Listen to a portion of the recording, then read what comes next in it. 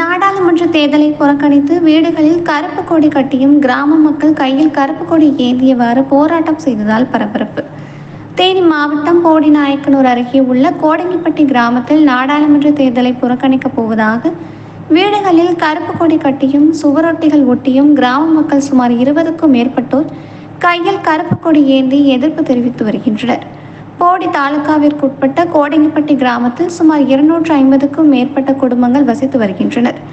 இந்நிலையில் கடந்த 1994ஆம் ஆண்டு ஆதிதிராவிடர் நலத்துறையால் ஏழ்மை நிலையில் உள்ள தாழ்த்தப்பட்ட 97 கிராம மக்களுக்கு வழங்கப்பட்ட பட்டாவை தனிநபர் போலி ஆவணம் செய்து ஆக்கிரமிப்பு செய்ததாக கிராம மக்கள் குற்றச்சாட்டு தெரிவிக்கின்றனர்.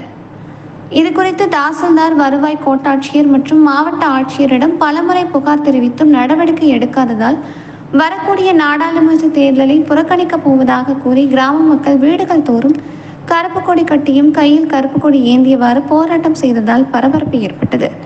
மேலும் கிராம பகுதிகளில் தேர்தலை புறக்கணிக்கிறோம் என்று சுவரொட்டிகளை ஒட்டி உள்ளனர். எங்கள் கோரிக்கைகளை நிறைவேற்றாத வரை தேர்தலை புறக்கணிப்பு போவதாக கிராம மக்கள் அறிவித்துள்ளனர்.